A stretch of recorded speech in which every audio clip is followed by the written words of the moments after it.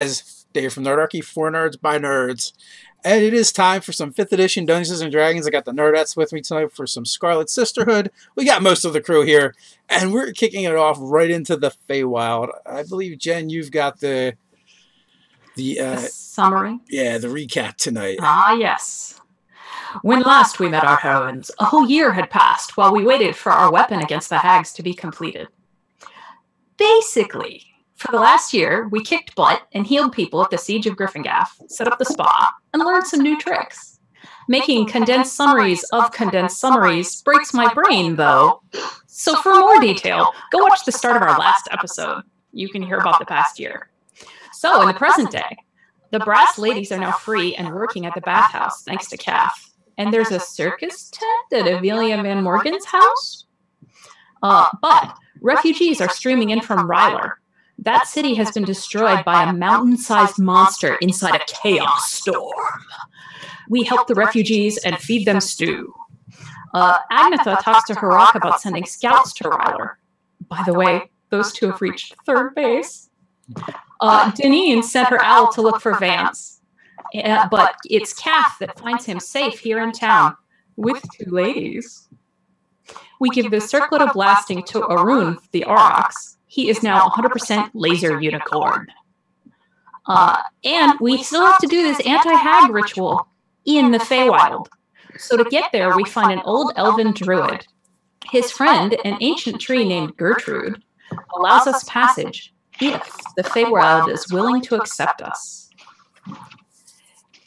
Sweet. Thank you for the recap. And we see the amazing white stag. There's a tiger. Tiger eats the stag. Kenna says we should follow Tiger. There you go. So yeah, that's where you guys left off. If you guys want to just go and introduce yourselves and your characters real quick. Hello, I'm author Megan R. Miller. I will be playing Kenna Hollythorn, Halfling Bard of Valor. Hi, I'm Jen, Pixel Scapes, an artist, and I'm playing Deneen, a Wood Elf Rogue Cleric. I am Jean. I'm playing Eriton Pericath, a tiefling paladin. Excellent. So, for whatever reason, we have a little bit of freezing on the bottom frames. And the top frames is not. So, we're trying out some new things, folks. Some of you guys are watching on YouTube, Facebook, and Twitch. So, as we work through technical difficulties, we'll eventually get this. But the most important part is we can hear these ladies talk. So, you guys had began trekking through the Feywild, stalking this crazy mystical tiger that came in basically psychedelic colors that kept kind of moving, and it kind of hurt your eyes a little bit to look at it.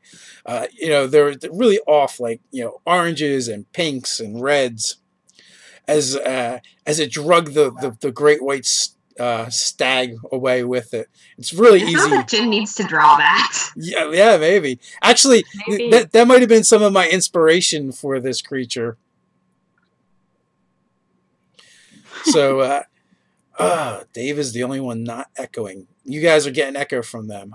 Now that sucks. I got my headphones on.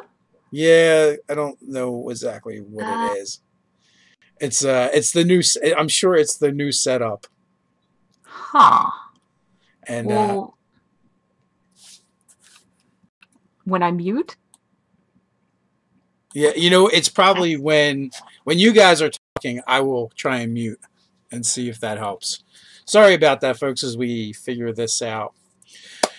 So you guys track the white, the white stag being drugged through the Feywild over some hilly plains with tall grass. It's easy to discern where the tiger has gone, and as you suspect it does come to a den where it is feeding young. It doesn't seem to pay much attention to any of you. How close do you get? Oh gosh. You said it's feeding young? Yes, correct.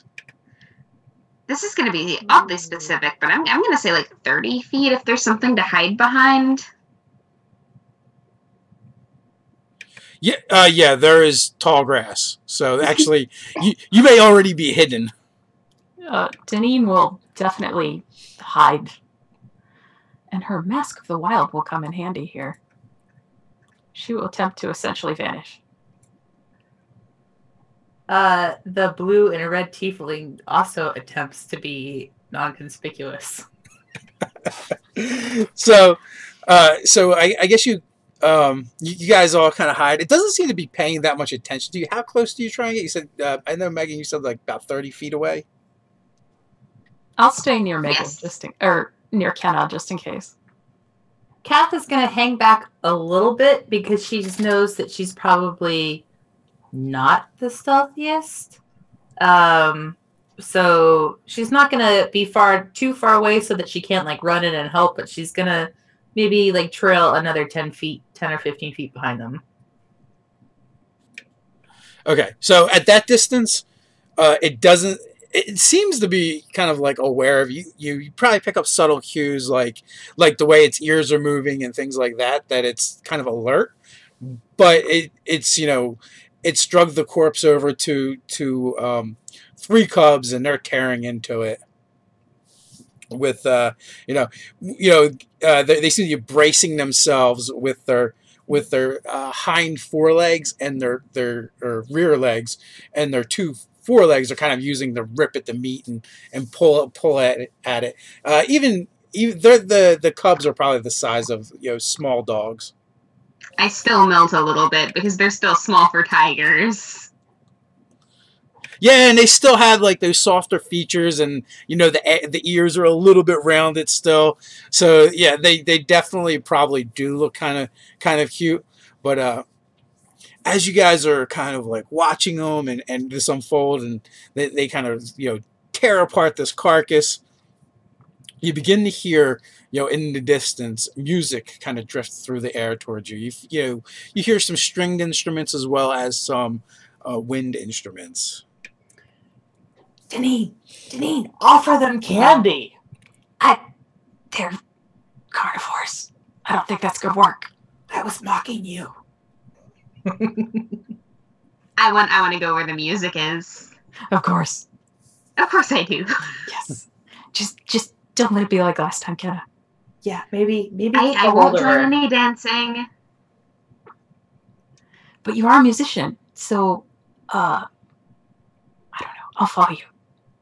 I will get the rope out of my pack and tie it around me and hand you the other end like a leash, and then I'll head that way. I got it. So, as you begin moving towards the music, it's almost like the music itself kind of like pulls you and carries you forward, towards it. Not necessarily in a magical way, but in the sense that it just really is uplifting, and it grows in volume. And as you get closer to what you believe to be the source, you begin to leave these grass plains behind and enter a forest area. But as you do, you think you hear voices just beneath the sound of the music, and definitely like lilted giggling and laughter. I really want to add some percussion to this music, but I promised Deneen that I would be careful. So I look at my drum, and then I look at you with like big goo eyes. Okay, you're the bard. Like Kath said, we gotta do what's dramatically appropriate, I guess.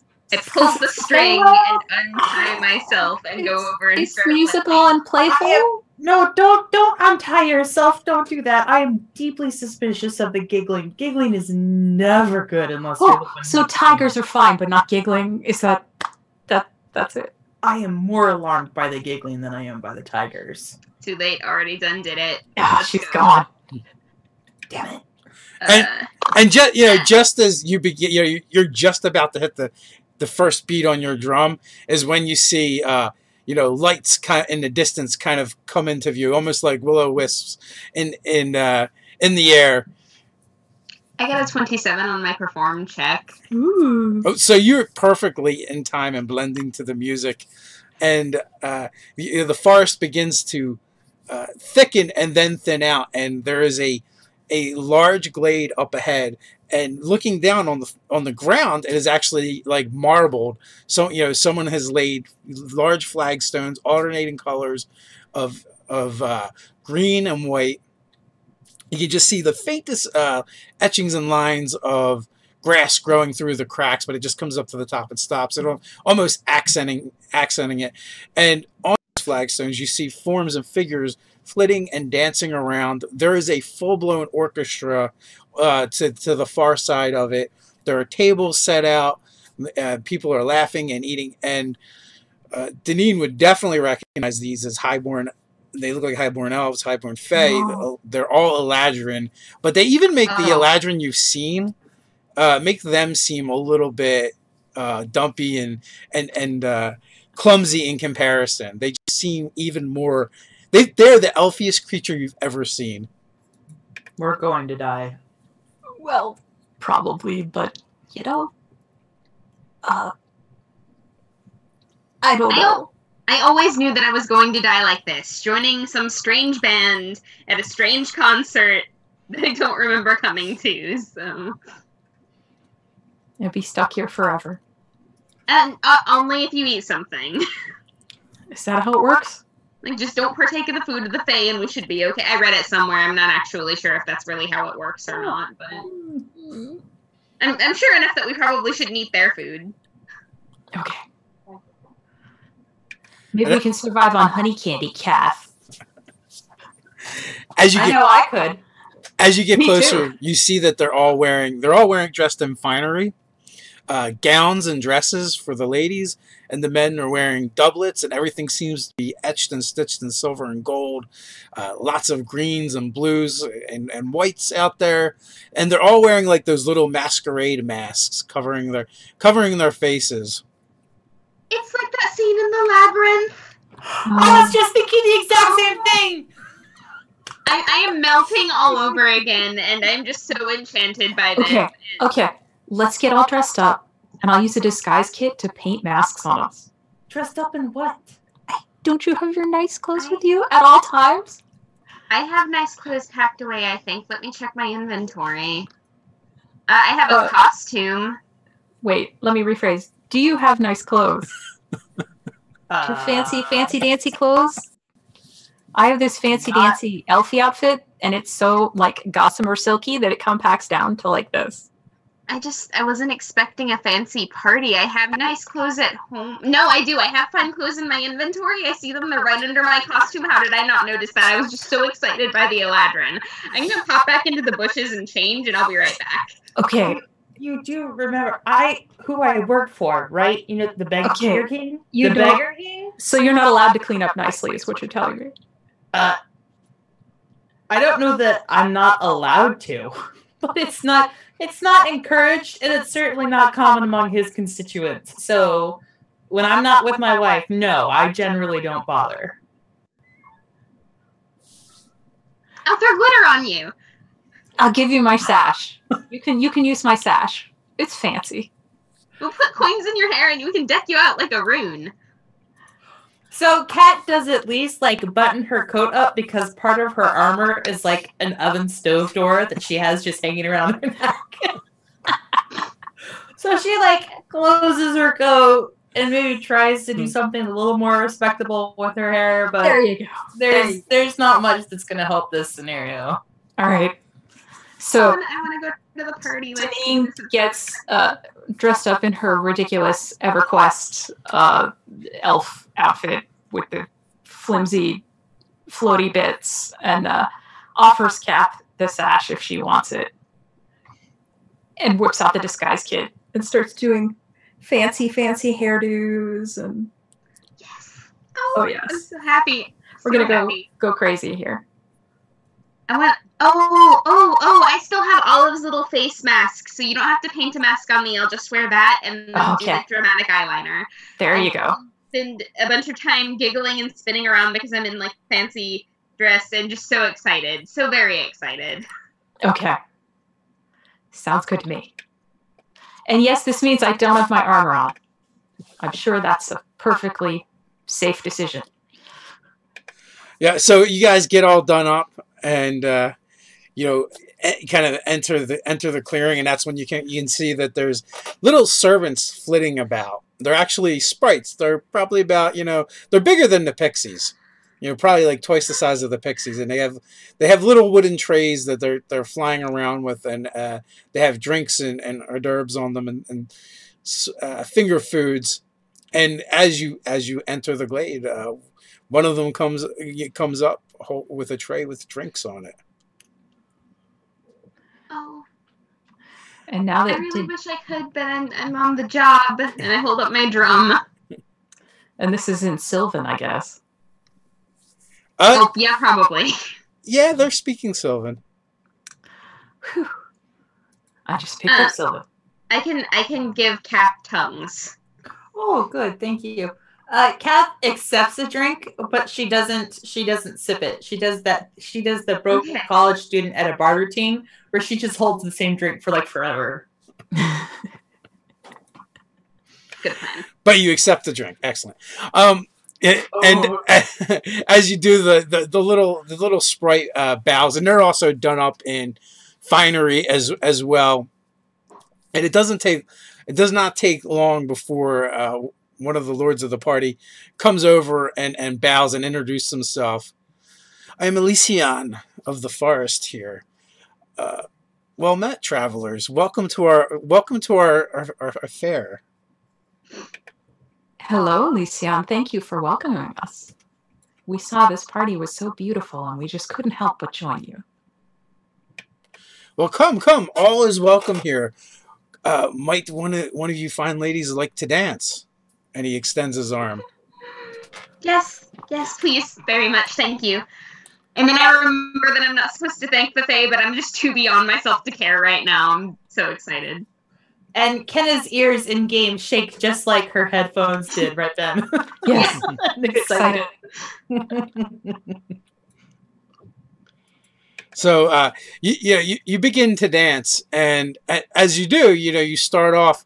He's twice as tall as you, but he does this flourish with his hand, and there is glitter that kind of, or sparkles that kind of descend upon you, and you begin dancing on the air.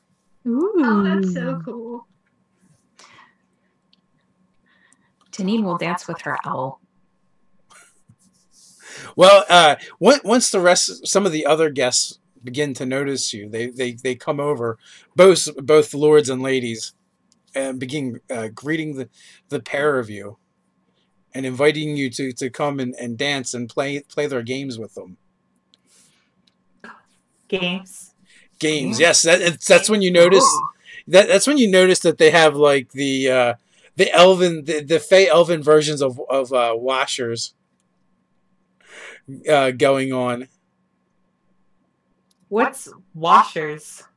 Like cornhole? Yeah. What's cornhole? Okay, so it's where you get this block, right? And it's got a hole in it. And then you have bean bags, and you have to try to throw it in the hole from like several paces away. It's like horseshoes, but for rednecks. Oh, okay. Because Even more for redneck. Because horseshoes weren't redneck enough before. Right.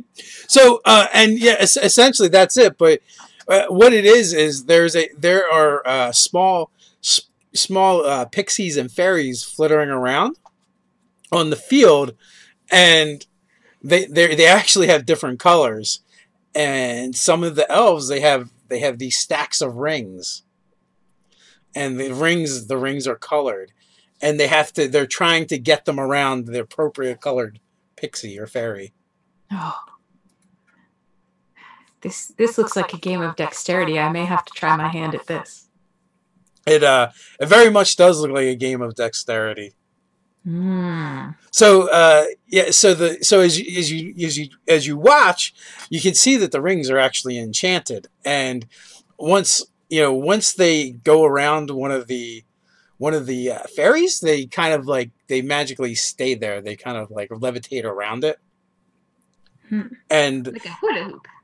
Yes, it looks like a hula hoop, and they have different sizes. So obviously, the smaller ones are a bit harder to throw onto the fairies, and the larger ones are easier. Kath Kat doesn't try to throw because she has lousy dexterity, but she keeps using thaumaturgy to make like arcade game noises every time one of the Fae like gets a ring, like little triumphant bells and things like that to announce their progress.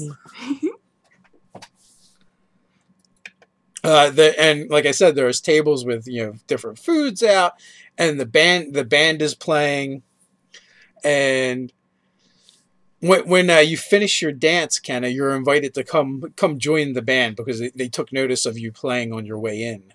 Yes, very much. So I do that. And your glowing drum.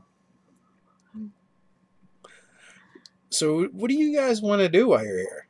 I want to try this ring toss game. I want to give that a shot. Okay. So it very much you pair up with a partner, and it's very much like horseshoes, but with fairies in the middle instead of a stake in the ground. All right.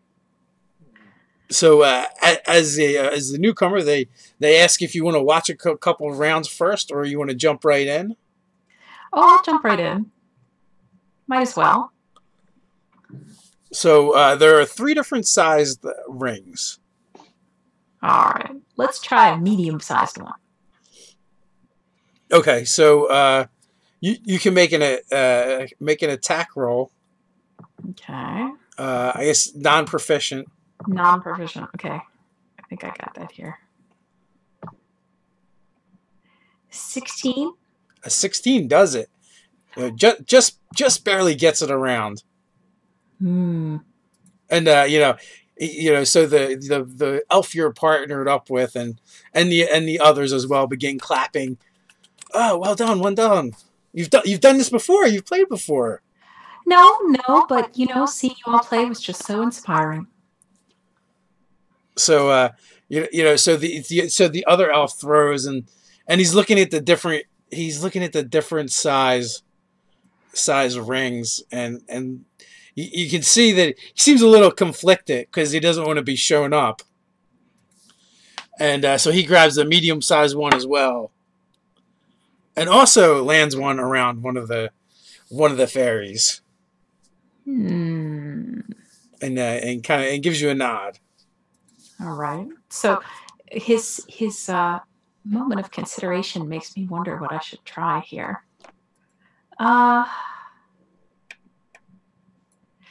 She'll pick one of the larger rings, but try to throw it with like some style so it flips and then hopefully still lands. Just in like a playful way. Okay. It's not flying, it's falling with style. Exactly. Let's see. Let it fly. Oh, 13. A 13 does it. Huh? That's a helpful little pixie. And the little fairy, kind of does a pirouette when it lands around her and kind of bows to you. So the elf you're squaring off against gives an approving nod, and then he grabs one of the small ones. Ooh. And throws it, and it just barely makes it around one of the fairies floating around. Wonderful. And what is your let's see, let's go with insight. Insight? 26? Oh yeah, easily. You can tell he was sweating a little bit on that one, although he tried to play it off like it went exactly like he estimated it would. Let's see. I think Danine's goal here is not necessarily to win, but to be entertaining, essentially, and a closer match is probably better. So she's going to try one of the little rings and try to do something tricky with it, and she's assuming she's going to blow this. Like, she wants to almost make it. That's her goal. Okay. So that's a 22 to almost make it. 22 will almost make it for sure. You throw it when it leaves your hand, you actually have to adjust just ever so slightly to make it miss. Right. It's like when someone's playing basketball and it like goes around the rim a few times and then falls off. She goes, "Oh," but that was fun. So you guys do that for a while, and so is that what your goal is, to not win but just come close? To play it about even. So if we're going to play multiple rounds, like she'll just barely win some of them and just barely lose some of them. Okay. So you're able to do that. So, that goes on for a while, and you actually play, and when you look at the sky, the sun has moved drastically from where it was before, and more time has gone by than you thought. Same for Kenna. So what has Kath been doing? Kath is trying to keep a careful eye on everything. She's trying to pay attention to what's being said. She's trying to look for any like furtive movements or things that might indicate that this is more of like a fly trap, or that there's some kind of threat to us, or even just trying to puzzle out the purpose behind all of what's here. Okay, so you spend some time kind of like doing that, but what ends up happening is you keep finding yourself engaged with company. Like they keep coming to you, talking to you, and after a while, like the male Eladrin stop bothering with you, and like just the ladies come over to talk to you. And you now you have three sisters talking to you, and Esmeralda, Alina, and Cassandra, and they seem to almost be like competing for your attention. That's a little alarming, because this seems so. As someone who has maybe been the distraction while other people were committing a crime, to Kath, this feels like a distraction technique, and so she's starting to worry that this is like some trap to keep us stuck here. So she's going to try and like fan the flames of the three of them competing against each other, and then slip away to go grab Deneen, because she assumes that Deneen is going to be easier to sway about the danger than Kenna. Oh yes, you are not wrong. So Kenna has an appreciative audience. You're never going to get her out of there. So how do you want to go about that? Let's see. Can I make some kind of like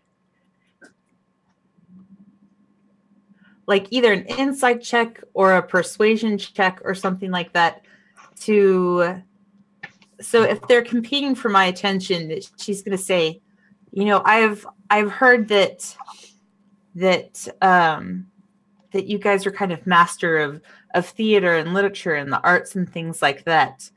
Can you like, what's the most beautiful thing that you can recite or something like that? Like, she's trying to get them to like more bicker with each other about who's the better one, than really focus on winning her over, if that makes sense.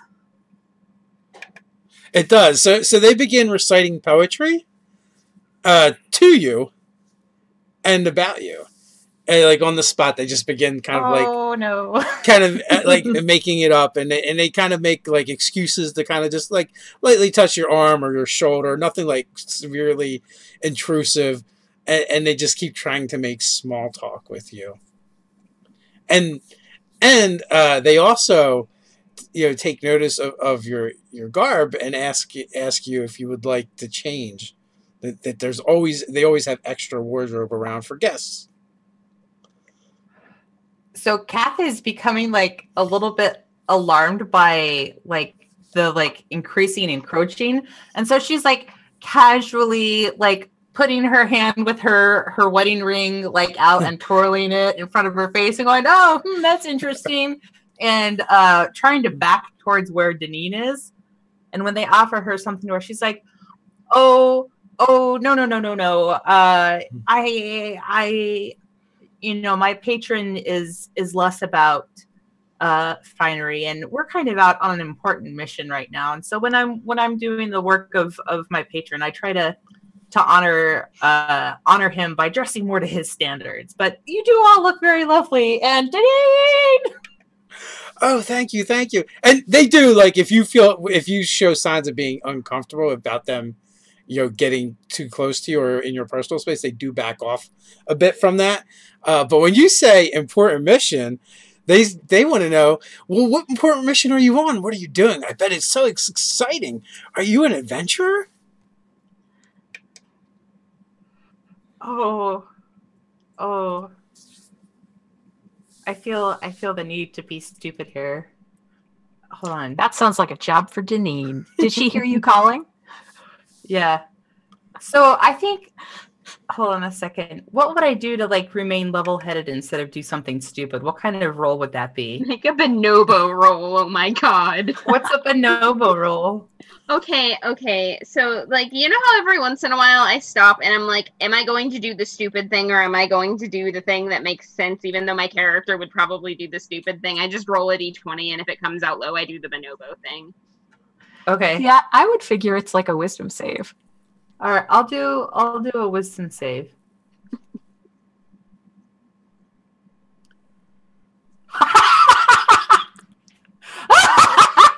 Uh-oh. I crit failed. Oh, boy. Yes!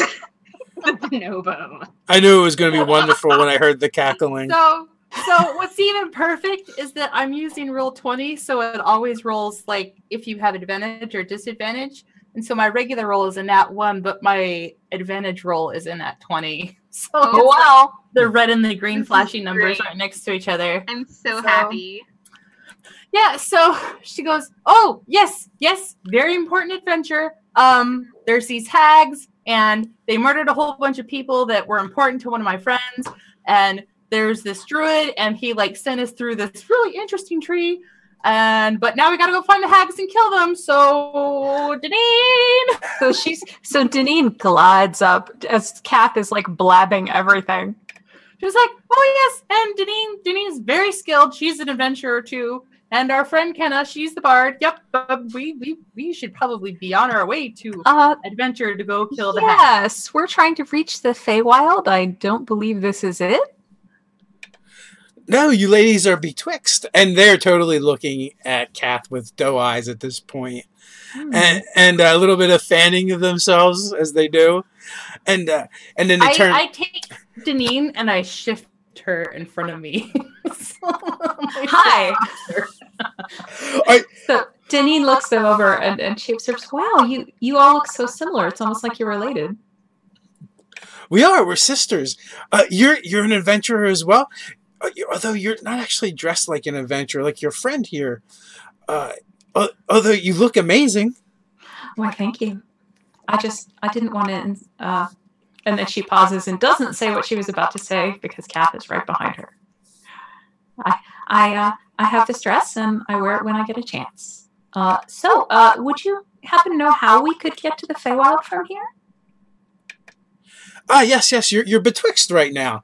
But that'll get straightened out soon enough, I'm sure. We do have more clothing and garments for your friend. We could make her look so lovely. Not that she doesn't look lovely now, but imagine, I'm sure we have just the right dress that'll complement her hue perfectly. And jewelry to go with those lovely, lovely horns. And that tail, it's amazing. We really wouldn't want to impose by having you do us any favors. You understand. Oh, it's but Kat did enjoy her dance earlier. We've all been enjoying the party. It is no, but it is getting late, so we may have to go. That does make us sad. But if you must go, would you happen to know how we might proceed from here. In this place, you always end up right where you need to be, or where you're supposed to be. It is lovely like that, isn't it? And if you're supposed to be in the Feywild, you will. I'm sure that's where you will end up. Oh, that's wonderful. Unless, of course, you would like to stay with us. It is safe here. There are no hags. There's no need to adventure. There's always food and music and dancing and games. I didn't hear that. Yes, it is truly lovely, but we really mustn't stay safe. Otherwise, we could hardly call ourselves adventurers. Shall we, Cat? And I take Cat's arm and I say, shall we go see how Kenna's doing? So, with au revoir! Au revoir! And we gracefully grace our way, with me helping Cat as needed, across the dance floor toward Kenna. So Deneen and Kath make their way over to Kenna, and guys you seem to be attracting a small crowd in your wake. They nothing obtrusive, but they just seem curious and interested as to what's going on. Do I feel like I can whisper to Kath while I've got her arm without anyone hearing me? Yeah, I mean, there's music going on, so probably. I mean, elves have keen ears, but you could probably. Kath, we know the Eladrin, at least some of them, are allied with these hags. You know, these 3 sister hags. Oh. Yeah. Yeah, so perhaps we should be going, don't you think? No. Don't you think we should be going, just perhaps? I think we should be going. I think we should get Kenna. Yeah, let's go. Hey, Dave, while I'm playing with this orchestra, can Monty be, like, singing, like, kind of doing the howl thing? Yeah, actually, he can. That's cool. And, partway through, one of the Eladrin, one of the elves kind of, like, dances by and sprinkles some of that dust on Monty. And he actually stands on his hind legs a bit and begins to sing in a voice that you've never heard before. I'm very impressed by his baritone. I like it. And sometime after that, Deneen and Kath begin making their way over to you, and Kath looks very distraught. Keep smiling, keep smiling. Like, that's not that smile. Oh my god. I have a good perception, so I probably do notice that, and I politely extract myself from the orchestra and, like, bring Monty over with me, and I'm like, is everything okay? What's wrong? Kenna, I'm so sorry. Your music is lovely, but it is growing rather late, and we should probably be going. Oh, you're right. We have things that we need to attend to, but it is so wonderful here. It is wonderful to be here with the Eladrin and these lovely 3 sisters back here. It's just wonderful, isn't it? And they invited us to stay here instead of proceeding on our quest. So, although that is terribly tempting, perhaps we should be going. I really do wish I could. I really do wish we could, but we do have pressing business. We might come through here on the way back. Oh, that would be wonderful. I really do hope to see you all again. This has been so beyond my wildest dreams. Shall we adjourn to the bushes and change? And see if we can get away with that? Maybe we should run away and then change. Whatever's fun. Shall we? Either way, running away means going through the bushes. So let's excuse ourselves and go. Thank you so much for the game of ring toss. Yes. So there's a small crowd around the 3 of you when the 2 of you like turn to go, and the Eladrin all look fairly sad. You can see it in their eyes behind the masks. If you must go, you must go. It would be lovely if we could stay, but unfortunately we can't. Well then, may the fates fortune you on your journey, and good luck. Perhaps we will see you when you come back through this way. Perhaps. I so hope so. And with that, they just part and let you guys leave. Okay. What? Am I being too paranoid? I don't know. But I just suddenly occurred to me that maybe, especially because so much time passed and I barely noticed until you called me. And then all of a sudden I was like, oh, the sun's waiting. Yeah.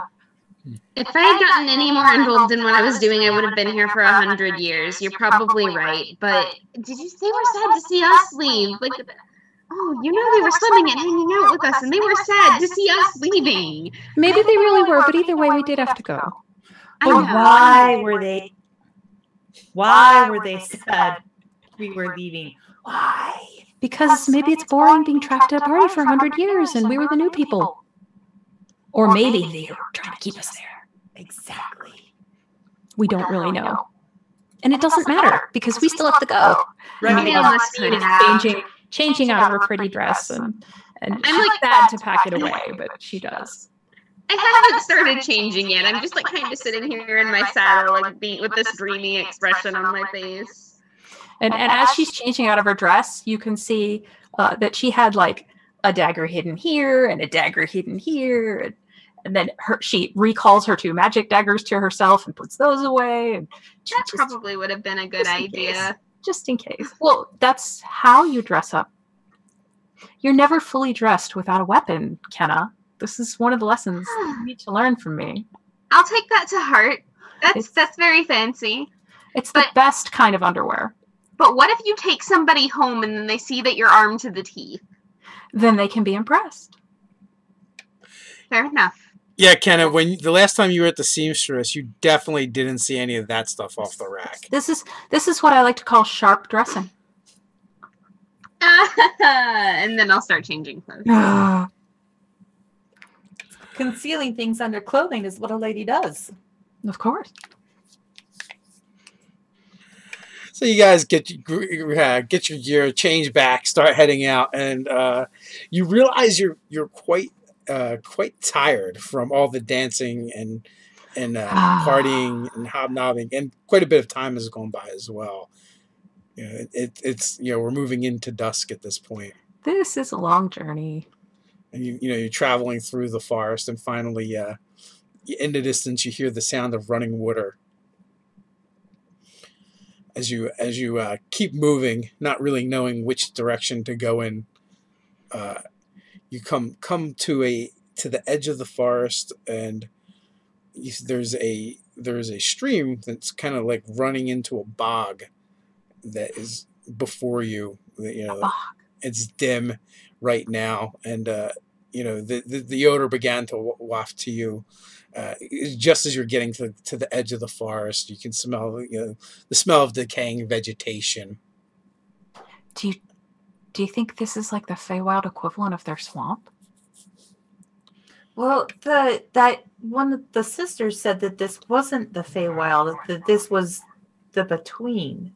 That Well, was that a couple of miles ago. That was wasn't the it? Between. What if we're actually here now? They did say that we would end up where we needed to be. But don't you think so? But the transition through the tree was pretty distinct. That it was a transition.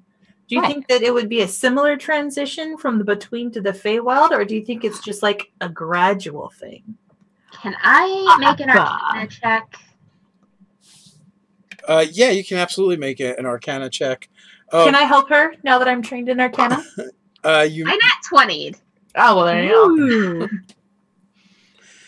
All right. So, what exactly is it you want to know? Are we in the Feywild yet? Like, are we there yet? Is what I want to know, Dave. Kenneth turns around to you guys. Are we there yet? Or maybe you guys turn to her. I don't know that you don't feel any different than you did, and I'm not so sure that an Arcana check will exactly let you know that you've crossed over any boundaries. But Kath, as Kath pointed out, there was a distinct between you going through the tree and you were here, and you haven't felt like anything like that. That's for sure. With a nat 20 though, and what is your total check? Well, let me see. I don't have an intelligence bonus, but I do have the Jack of Trades thing, so +2. Okay, so 22. So with the 22, you feel like you're on the boundary between two worlds, but you're not in either yet. We're getting there. We're getting closer. And Dave, can I roll something to realize something about fairy stories? Or theorize something about fairy stories to see if Deneen has heard it before? She doesn't have to be right. You absolutely can. Okay, what should I roll? Constant assumption that some of my assumptions are wrong. I always waffle. I don't want to play her like too intelligent. So what should I roll? I think it would probably be a history check. Okay. A 12? You've heard tons of stories that your mother told you. So I do have some memories of having a mother. I like it. Okay. But they were more like nursery rhymes. Right. So they're very fantastical, kind of like the party you just left. Right. All I really want to realize is, so Kenna, you said this might follow like stories, right? Uh-huh. Yeah, fairy tales, they're fae tales. They come from the Feywild. So, I mean, obviously I could be completely wrong, but we've just done 2 different things. Yes. So, presumably we have to do at least 3 things, maybe? Right, the 3 tasks! Don't you think? Phenomenal. Like, I mean, I have this, like, distant memory of hearing about 3 things. I could be wrong. No, you're right. You are absolutely What I mean is, it could be more, but 2 doesn't sound like enough to me. Trials usually come in 3s. Things come in 3s. It's a holy number. The best things always do. That's lovely. And she's like, now going on this. It's a theory. So do you think maybe like dance with some weird feathery fiery creatures that toss their heads around, like skip around on farting stones? I mean, we're at a bog or a swamp. Like, what weird thing here do you think? Don't put your feet in the swamp water is what I'm getting from this. This is clearly a story that you 2 have heard before that I have not. So, as if on cue, a huge mass of rotting vegetation begins to kind of like slurp and stack up on itself until it is like a 12-foot tall mound of vegetation, roughly shaped like a man with like vines and roots sticking out all over the place, and you can actually see that it's just mostly made of rotten vegetation. It looks rot all over it. It opens a wide mouth, and like you can see like these stringy like teeth, jagged teeth inside. They're actually like roots or something. But even there, you see like these spots of decay and rot all over it. The vegetation is a green color, but it's like an off green with splotches of darkness in it. Hi, I'm Kenna.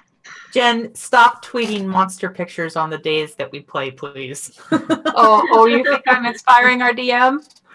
I don't know. I just know that you tweeted a shambling mound pic today.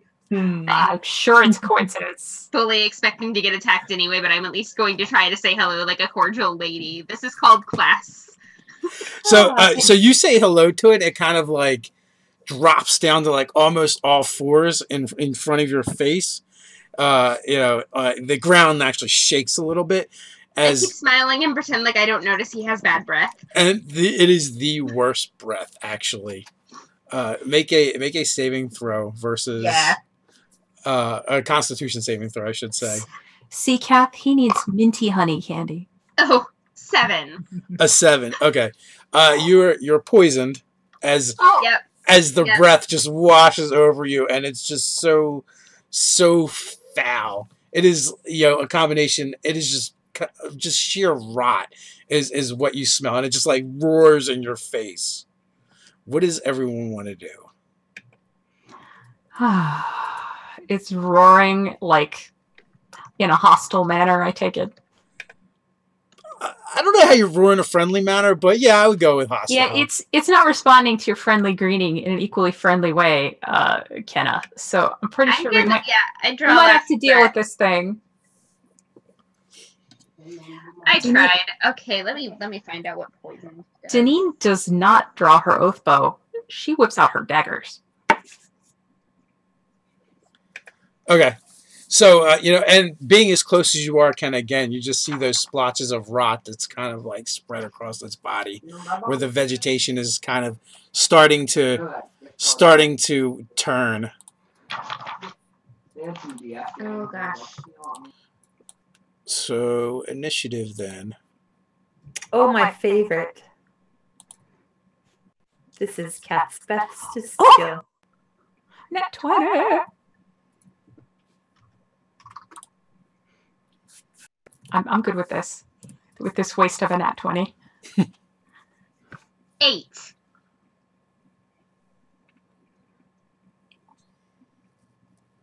So that nat 20 is up. All right. So, Deneen, even though she really kind of doesn't want to get close to this thing, but she learned how to do this, and it was part of her vision quest, so she has to do it.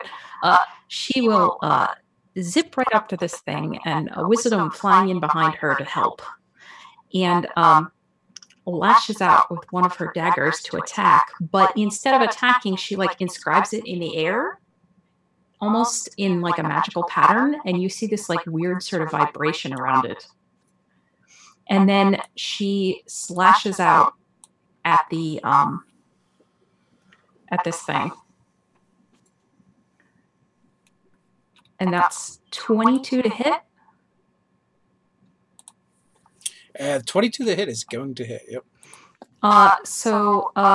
And because wisdom is helping her, she also gets her sneak attack damage, which is 24 piercing. And then there's this like that vibration that was around her blade transfers into the creature. Okay. And he takes an additional 15 thunder damage.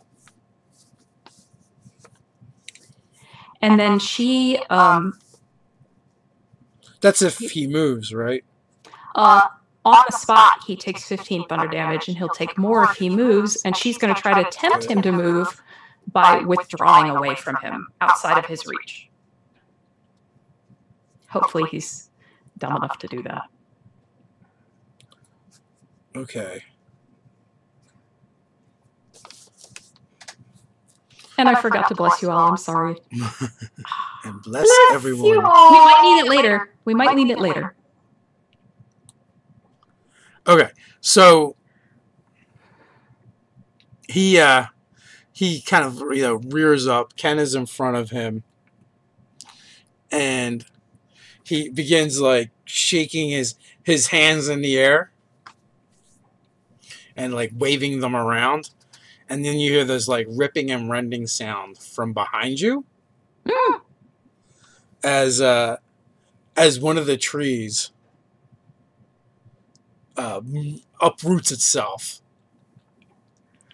and heads in Deneen's direction as well as Kath's, and takes a swipe at each of you. Should use a dodge action. All right. Oh, Deneen is going to take a shot for sure. Oh, all right.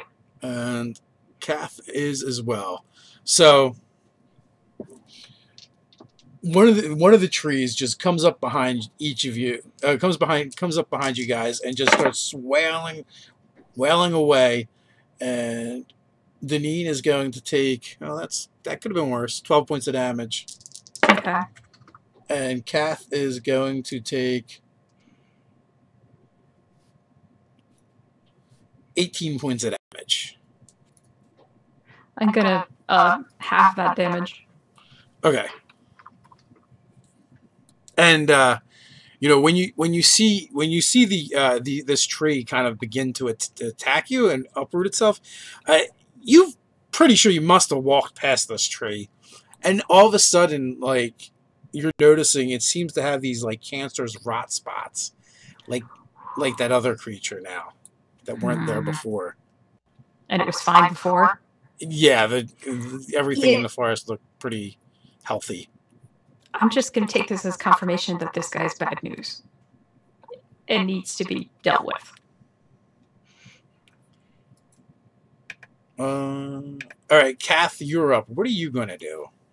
All right, well, first off, as my reaction, I'm going to use Hellish Rebuke and see if I can't set that that tree nonsense that just hit me on fire.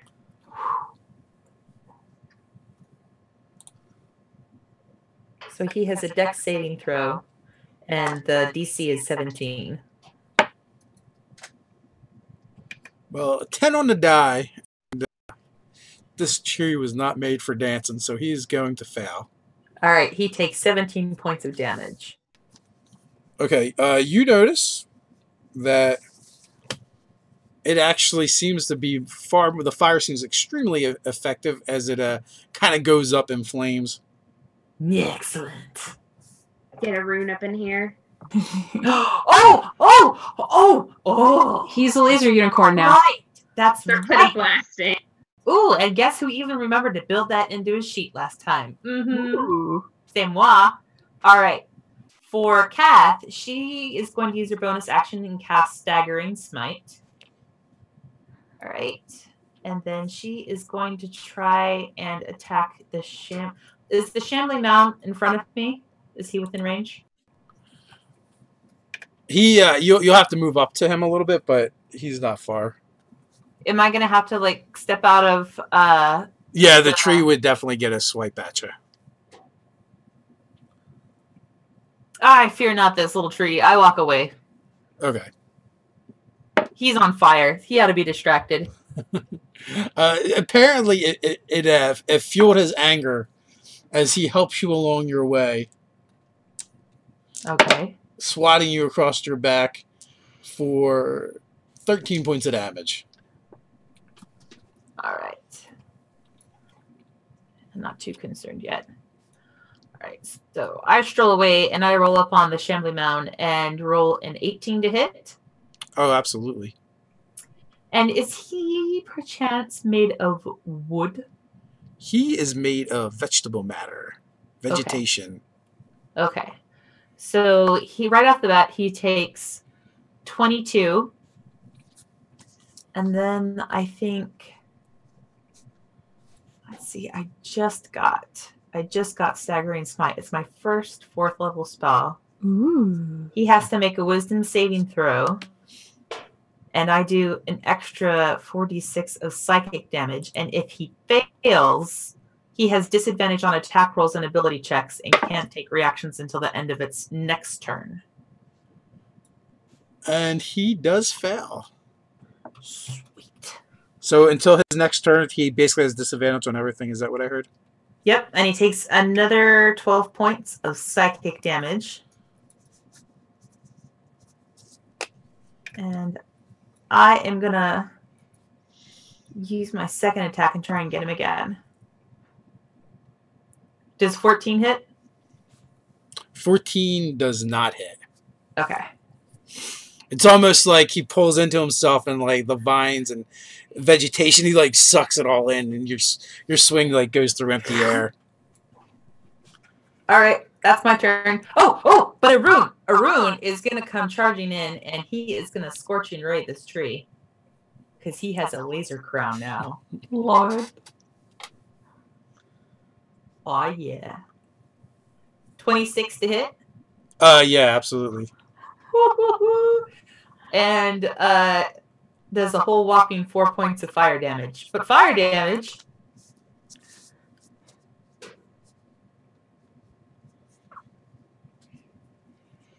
All right, so he blasts it. Oh, that's all it does. I thought it was better than that. Let's see.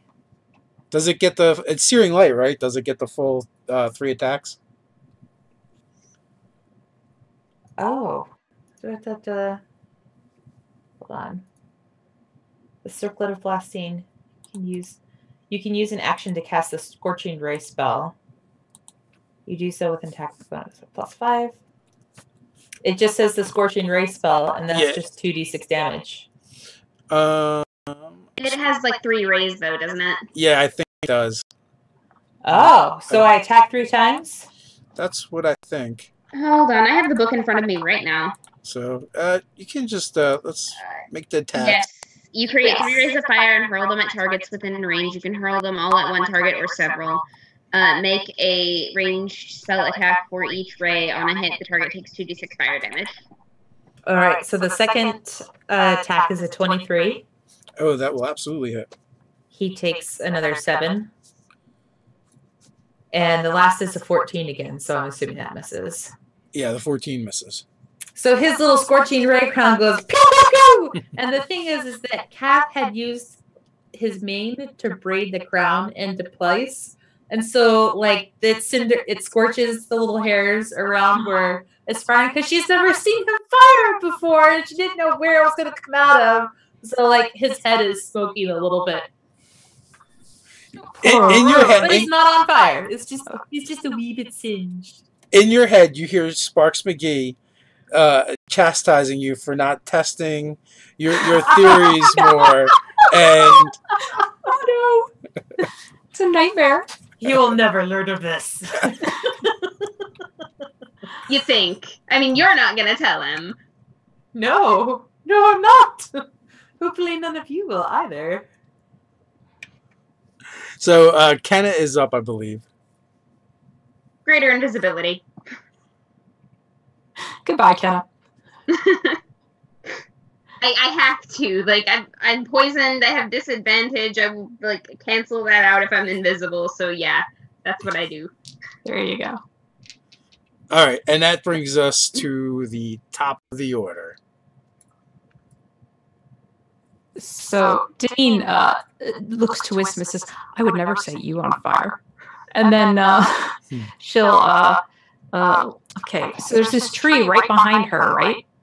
Yes. But she really wants to focus on the thing that's making these trees, because hopefully with it stopped, the trees will be cured, maybe? So she's gonna...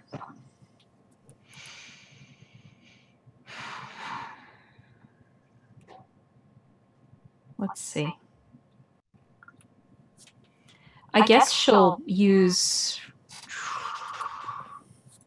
dodge action with her bonus action and then zip over to the swamp monster. So if the tree wants to attack her, it can at disadvantage. It will do that.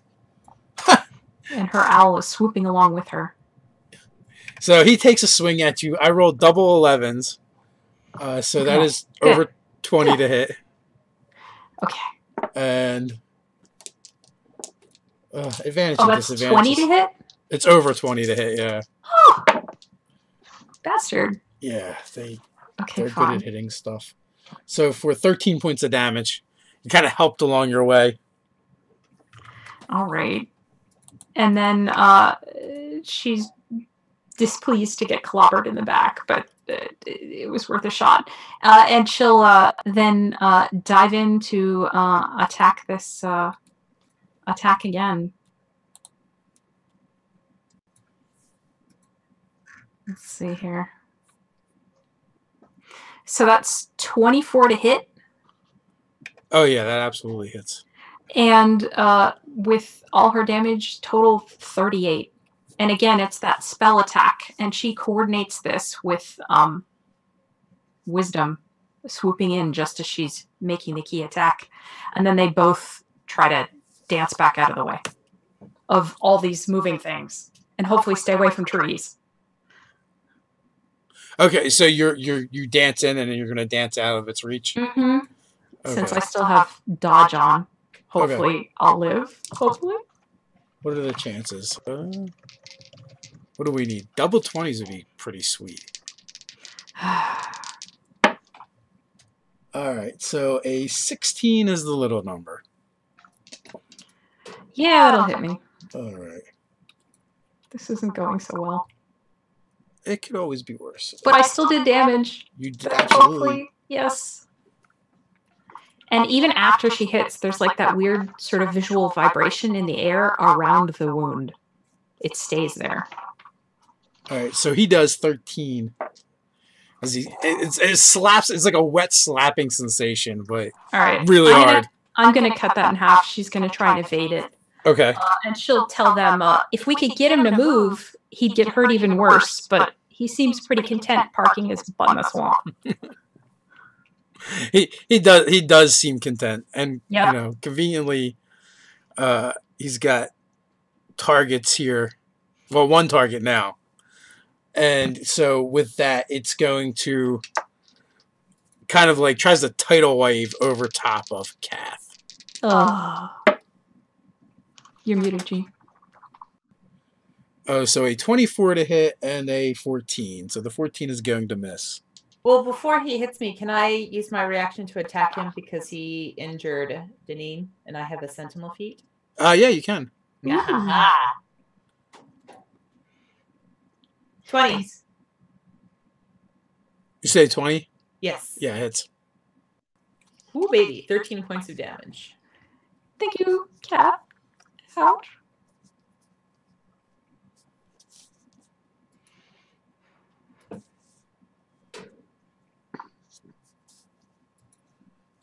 Someone doesn't math very well.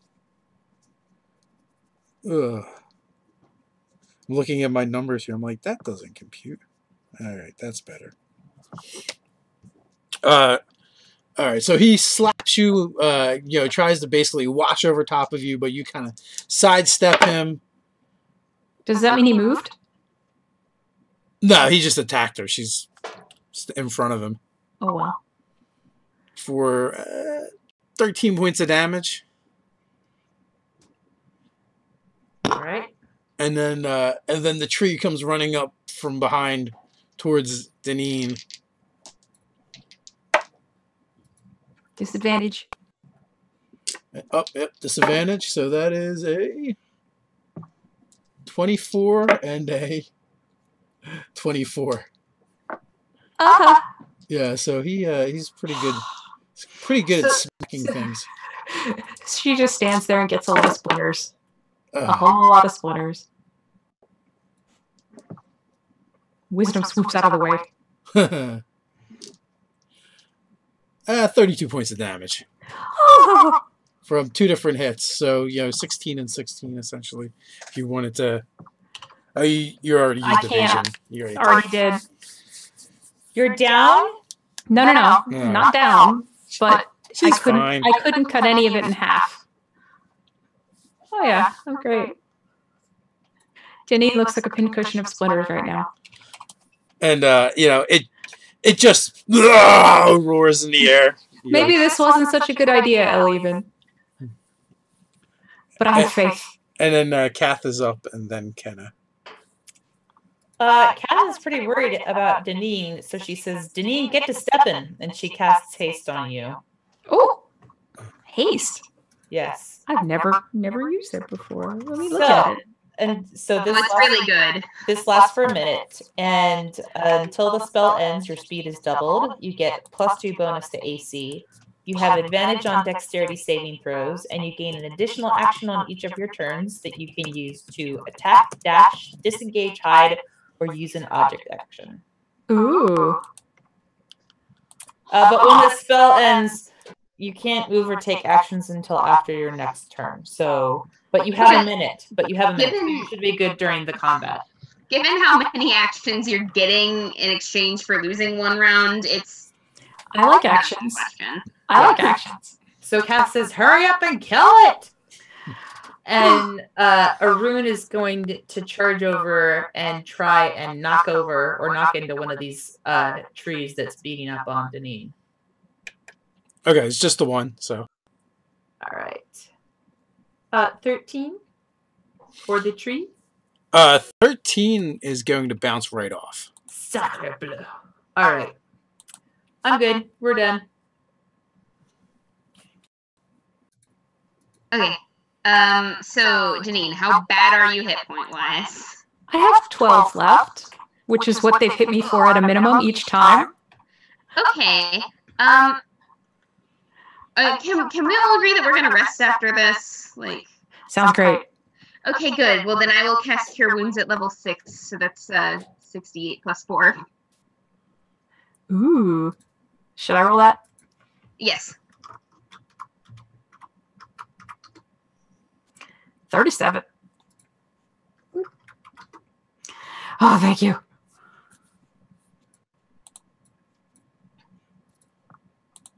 And you're still invisible? Yes, I'm still invisible. Okay. Yeah, Kenna has used greater invisibility. So thank you, mysterious benefactor. So moving away from this, you know what? Let's see. It's still never mind. It was going to take a swipe, but it already used its reaction. Somebody ate it up already. When Deneen backed off, probably. Yes. All right. So, is it Deneen's turn? It is, and the veggie guy looks really bad. She's gonna just dive in there, and since Kath is engaged, she's gonna go all out here. So she's gonna use her 2 actions to cast Booming Blade twice. And if that's not enough, she'll use an offhand attack on it and not move. So we'll see. And Wisdom is trying to help, but of course Wisdom can only help once. So 23 to hit for a total of 30 damage. Oh yeah, you just totally rip it apart. Like, you go in there with both daggers, I envision, and you're just like tearing everything and basically cut a Deneen-sized hole through this thing, and it just kind of sloughs away to either side of you. Just a rotten mass of disgusting vegetation. It's probably all in your hair. Do the trees stop moving is the question. The tree stops where it is, and you watch its roots kind of like sink back into the ground, but it still has that like that rotten spot on it where it's like spreading out like with almost with like veins of rot that kind of seem to be extending from that initial spot. All right, since it's dead and the enemies seem to be done, I'll use my hasted action to try and clean myself off. All right, so Deneen's hands are just a blur. Prestidigitation would be easier. I wish I had picked that one up, but I got light instead for Kenna. I'll get you after the fight. And then I guess she ends up stunned, or whatever it is. Not for like another 54 seconds. Oh, right. God. Quick, run around while you can. Whee! Oh, was the fight over? I think. Well, the trees are frozen, Is yeah? it not? The tree that had uprooted itself, just its roots sunk back into the ground and it stopped moving. So there's no more combatants? None that you see. Okay. Then I will prestidigitate you clean. Can I make an Arcana check or an investigation check to try and determine this rot that's on the tree, whether it's a curse or whether it's like a poison? Sure. Absolutely. All right. I really hope it's not a poison. 20. A 20. You actually kind of like examine it a little bit and maybe even get a little bit of help from Kenna, because you don't have nature, right? No. Okay. I'm not trained in it. All right. So I think if you kind of look at it and get a little help from Kenna, who she seems to just know a little bit about everything. It appears to be like a disease that like a tree would get, and eventually this is going to rot and spread. I cast Lesser Restoration on it to see if that helps. So you lay your hands upon the tree and you begin you're intoning to the Beggar King, and a coppery glow envelopes your hands and spreads to the tree. And just for an instant, you see a copper coin shaped mark on the center of the rot, and then it just kind of like expands out and washes it away.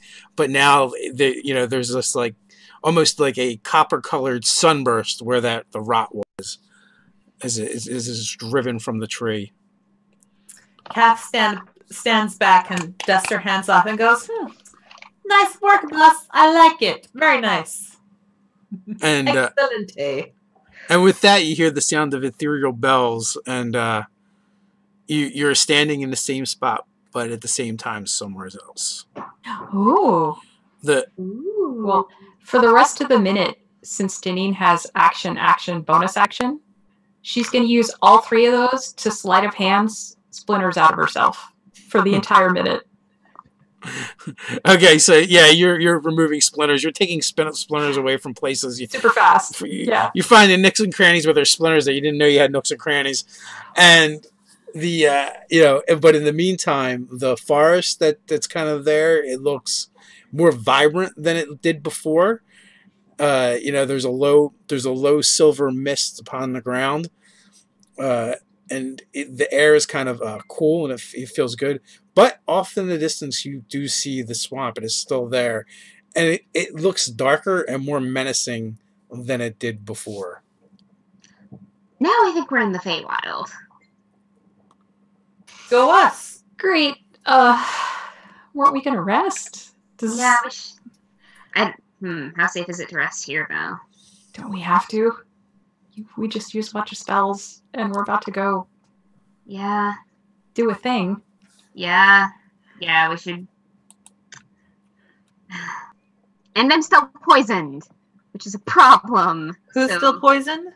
Me. Oh, Kenna, you have to tell me these things. Oh, I'm sorry, I didn't realize you didn't know. Oh yeah, that's right, I was invisible. Let's see. I'm gonna use lay on hands to remove that. Get rid of that. Thank you. We should probably rest anyway. Are you injured besides that? And Kath starts like lifting your arms up and like spinning you around to look. I'm okay. Okay. Not actually at all. I know. And she gets this kind of look on her face like, I know that. I wouldn't imply that. She's just remembering those dances earlier. Okay.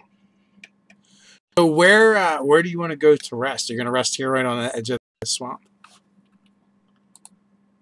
Oh, so even though we're in the Feywild, there's still a swamp here? There is. So this is probably the Hag's Swamp.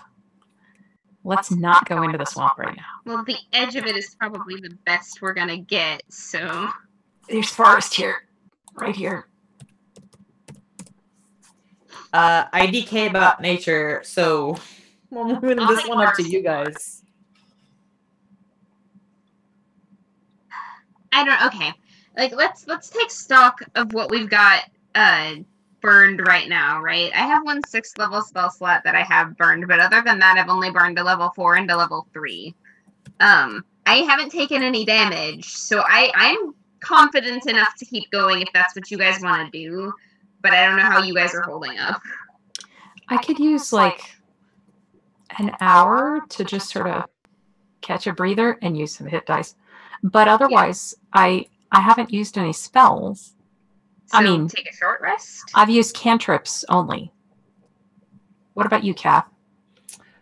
I've been doing some pretty cool shit magic-wise, but I've still got some stuff left, but I would also benefit from a short rest. And what about you, Wisdom and Arun? Monty, the pet squad. Arun is just like glaring at Kath, and she's pretending that she doesn't notice him, and he comes up and he just like knocks her flat. And she's like, I'm sorry, I didn't like your hair will grow back. I guess he noticed, Kath. Calm down. It's not that.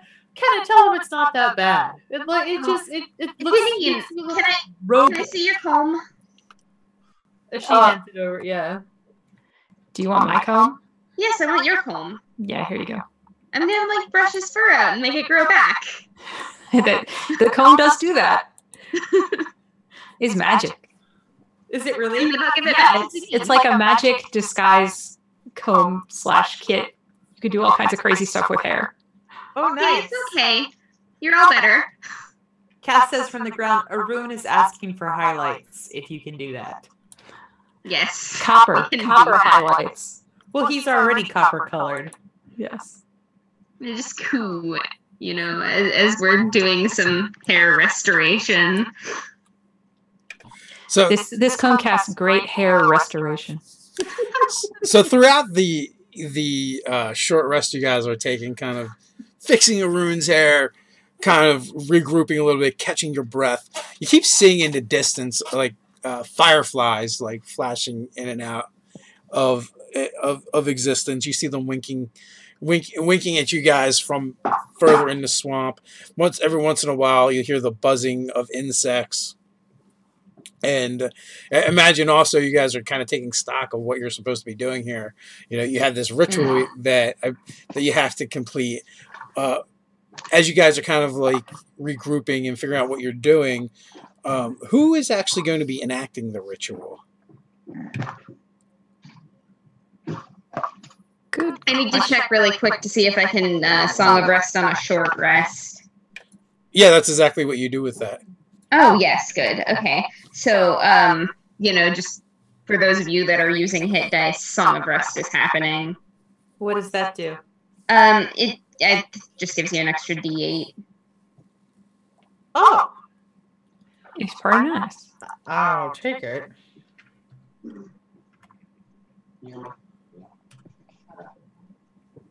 Ooh. So, yeah. Kat, you actually have Arcana as a skill, right? Yes, ma'am. So I'm gonna say you should probably do it. Because I don't. I have it through Jack of Trades only. So Maybe you can help her. I will help you. If Kat happened to have been adding up her hit dice when Dave was describing what we should do, will you please tell me what it is I'm doing? What's this? The ritual? Yeah, the hag ritual. Like we've got the stone, and then we've got the thing. Oh. During the day, and the talisman, and I'm actually not entirely sure myself what we need to do with them specifically. If I fail at it, can somebody else try? Like how, Dave, what do we know about how this works? Should I bless us to make this work even better, just in case? That would definitely help. You know, you're going to have to spend. You know, you're going to have to spend several minutes focusing and concentrating on the ritual itself. You know, there's a chant that you have to do, and you have to intone some stuff. So there's probably a good chance that we're going to end up getting attacked while this is happening, and if that's the case, then I'm the one that you want doing the ritual, and you're the one that we want fighting the things that are attacking us while this is happening. You think we'll get attacked? If we get attacked, yeah. Do we have to do the ritual right in front of them? Yes, you need to be in the vicinity of their lair. So we have to go to the center of the swamp first. Yes. Okay. Yeah, if somebody is going to be not doing melee, I am the person you want not doing melee. Because I don't do nearly as much damage as either of you do.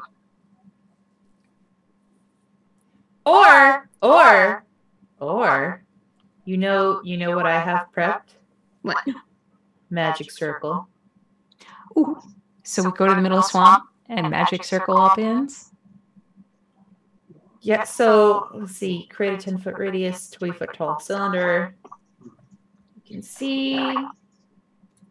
I can pick our hags or fae, right? Hags or fae, yes? Yeah, some of them. That's true. Oh. I mean, these ones are in the Feywild, so I'd say like it's probably a fair bet that they're Fey. I could try and protect the caster from evil and good, which would protect them from Fey, but it's concentration and means I can't bless us. So I think we're better off with the blessing. So magic circle could be, if you stayed in the magic circle, they'd have disadvantage on attacks against you. Which is good. Yeah, that sounds... And you guys are confident that you can heal yourselves through the whole process and such? Like, this is a thing... And how long is it going to take to cast this thing? You're muted. Yeah. A couple of minutes? Yeah, it's going to take you several minutes that you're going to have to focus on this ritual. That's a really long time. Can we? Yeah, that's a really long time. Can we? Hey! I have an idea. Can we like sneak in? And Kenna, do you think it's possible that you blink into the ethereal plane to start the ritual and then just pop back into this one for the but it has- same things. But doesn't it have to be in the Feywild? Yeah, I have to be here doing the ritual, and even if I were blinking back and forth, I still have to like focus on the ritual while I'm doing it. I can't just You can't be doing anything else. We've So- got to sneak in and hope that they don't catch on to what we're doing. I think magic circle and then as sneaky as we can be is going to be our best bet, and it's a good thing both of you have some healing. Yeah, a little healing. I've like picked people up after they fall down healing. Yeah. I can get us up. I can get us up and functional a few times over, and I can. I've got remove curse prepped and revivify. And I nope, I already used my 4th level, but I've got a couple things I can do for healing. Okay. Yep. I think that's about as solid a plan as we're gonna get about this. Although I don't know if it's going to take that long to cast it. Maybe we really should do a long rest, because if Deneen is going to be guarding us, then I would like to have her hasted so she has more attacks and more movement. Yep, that sounds like a good plan to me. And then you guys have got, like you've got your lay on hands back, and Yeah, we're full up. and I'll heal you guys back up after the fact and stuff. But we'll see what happens. We'll go ahead and camp out, and I'll take first watch if that's what we're doing. So, I'll take mental watch. do you want to do that here? Or are you going to move away from the swamp? I think we should go a little bit into the forest so that the swamp can't Mhm. reach us. Good plans. There are scary things in the forest too, but I'm willing to risk this. The forest probably doesn't like the swamp, so maybe the forest will be nice to us. I mean, Sounds good to me. maybe stuff works that way. Well, Yeah, knock on wood. the one thing you definitely noticed is... Oh, don't say wood knock. She pulls out another splinter. One of the things you definitely notice is how grim and grimy and dark the swamp looks, and how vibrant and alive the forest looks. I'm for the forest. And, Yep, I choose life. and it's almost like someone like drew a line, it's so clean cut. Maybe there's things in the forest that will help us in our fight against the hags. Maybe we can recruit some allies. Maybe we should have tried that at the party. But I'm still suspicious of that party. 3 sisters seems like a big coincidence to me. And they're a little touchy-feely for my tastes. I'm gonna go out on a limb and say we probably shouldn't start a fire here, though. I agree. I can cast light if you want some. I'm probably gonna need it for my watch. And I hold up my shield. Yeah, I can do that as many times as we need to, so Thank you, I appreciate that. just poke me, I'll cast it again. I'll go back to meditating. I'll just, I really do appreciate that, and I apologize for being such a pain in the butt. It lasts an hour, so You only have to meditate for 4, so. yeah. Well, and I can stop and then restart. It's okay. Right. Well, Arun can take a watch too, because he can wake me up if he needs to. Well, he could probably wake all of us up, but We'll doesn't stagger some overlap so that there's more than one person doing watch at all times. Okay. I'll have wisdom. I could help Kenna since I can see in the dark. Yeah. So between your menagerie and you 3, you set watch, and the night passes, and when you look up into the sky, the stars are bright and clear, and they don't look like at home. Look like home at all. They're definitely different stars in the sky. The arrangements are different. You don't see any of the normal constellations that you would. I want to draw them in my notebook. The little encoded notes that I keep. I want to draw the constellations in there because I think that's really cool. Okay, so you're able to do that, and actually, you go through the night without any issues. But who's on the last watch? Well, Kenna said she was doing first. And then Kat called middle, so... So I'm on either end, I guess. Because I said I was going to help Kenna, and then I'm going to go on the end. Okay. So, as it's ending, the pre-dawn light is coming up, and you notice figures ghosting through the forest. Humanoid figures, cloaked figures.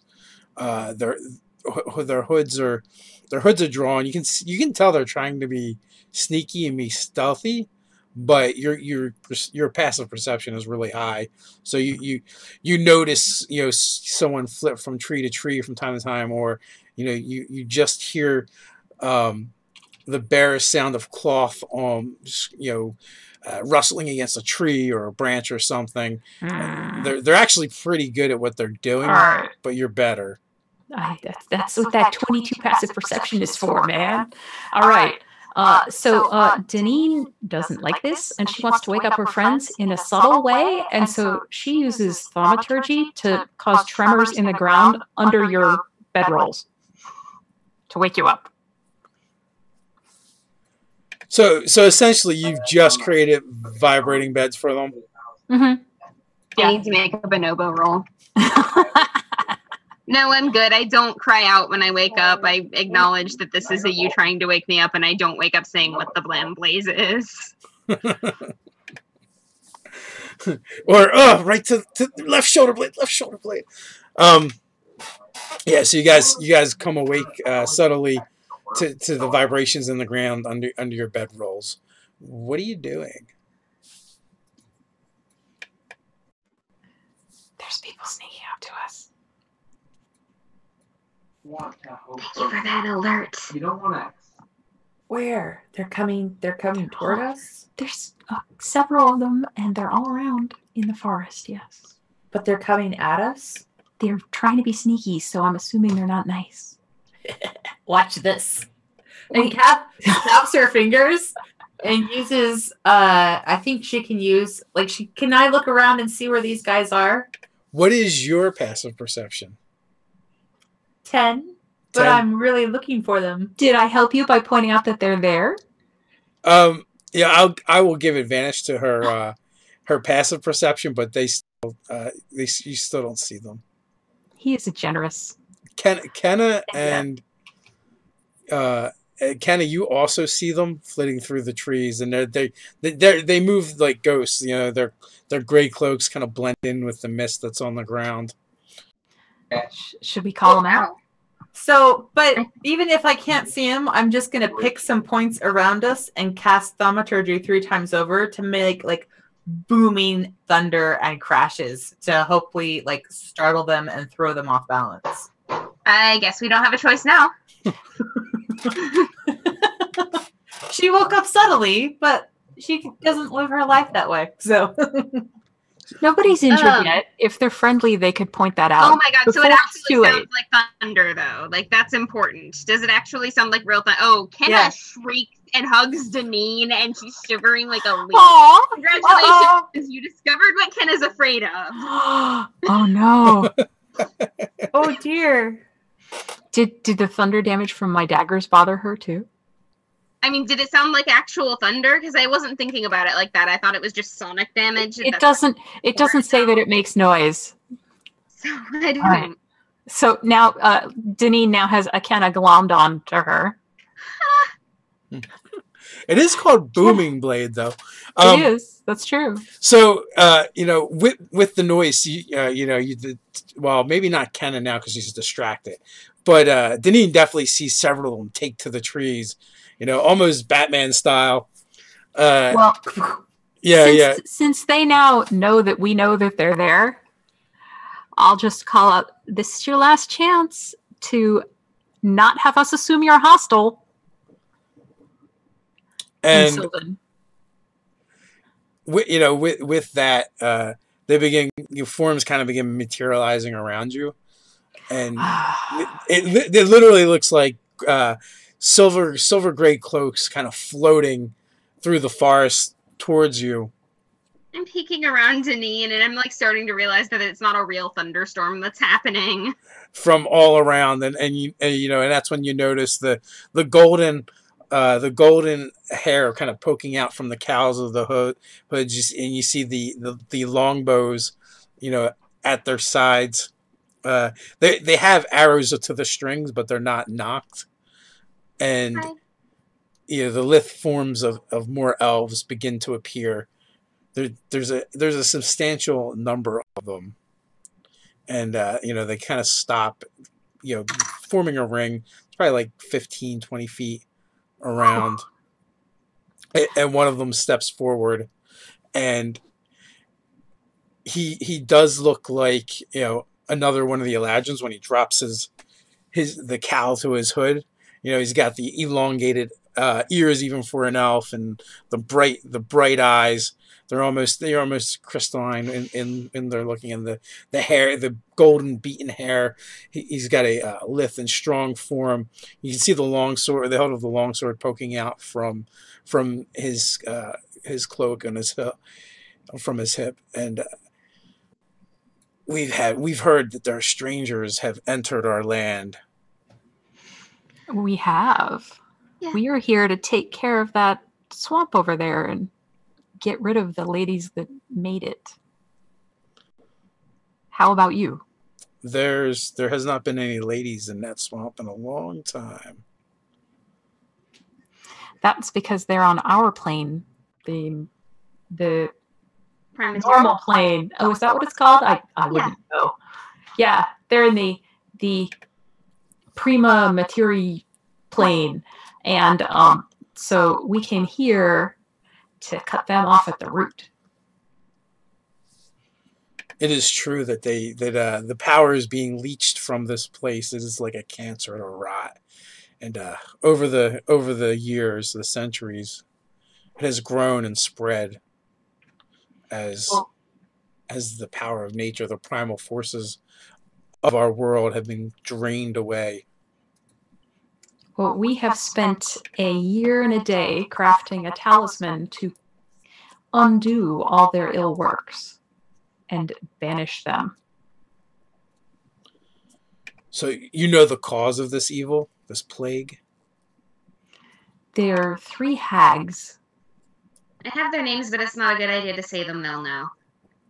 But we did see an interesting story at one point that they might have been elves once. I don't know what happened to them, but maybe this will fix that too. I don't know. Actually, I'm like pull my I think I have a violin and not a lute. Okay, I put my violin out, but I'm playing it like a ukulele, and I'm gonna like sing a song about it, because if you think I haven't written a song about it, you're nuts. I like it. It's pizzicato. That's what you call it when you pluck the strings on something like a violin or a cello. Today I learned. Thank you. You're welcome. So as Kenna is playing this song, Deneen moves her hands to cast, and these illusion of a painting appears next to Kenna to illustrate what she's seeing. It's like one after another for each stanza of the song. So what is the tale that Kenna's going to sing? Okay, so you remember what I saw when I was doing legend lore, like the elven women, and then slowly them like becoming more corrupted in the area, becoming swampy, and like just their slow decline over time. And then it cuts off because the story isn't over, so the song isn't finished. But I'm like, we're here to make an end to this tale. Not all the creatures of the Feywild are nice. There are those that embrace the darkness and the coldness of the winter court, and then there are those that they are called the unseelie. But then there are the seelie that are more of the rainbow and sunshine types. But there are others too, the wild. They don't really have allegiance to either, and they just represent the primordial forces of the Feywild, and those can be quite unnice as well. So one must be wary when traveling through these lands. But it sounds like your cause is just and your quest is a noble one. We would like to see this blight wiped from our land. How might we help you? Well, in order to perform this ritual, we're going to need to actually sanctify an area and sit down for several minutes. And in case anything goes wrong, we could use the extra help. In the middle of the swamp. But because it's going to exclude Fae from that area, if you were to come with us as our allies, we would have to keep you outside of that area, I guess. Well, I am not so sure exactly how your magics works, but if we could lend aid, we will. It's very much appreciated. So, as you say, this is a cancer on your land, and we are here to eliminate it. With that, he calls forth one of his people and says something to him in Sylvan in a whisper. You might catch some of the words. You think you hear the word skiff or boat, and we will travel through the swamp, but we will travel by skiff. It'll be faster and safer, as safe as we can anyway. Is Arun going to fit on a skiff? That doesn't sound like a really good place for Arun. He can Auroch paddle. Oh yeah, could he just kind of like swim along and Kenna can like prestidigitate him clean? I can do that. You can do that. You can do that. All right. And when Elf is looking at Arun, I don't think your beast is going to fit on one of the skiffs. He'll swim along the side. He'll be fine. He's a very good swimmer. He's had a lot of practice. Are you sure milady, there is dangers that lurk beneath the waters?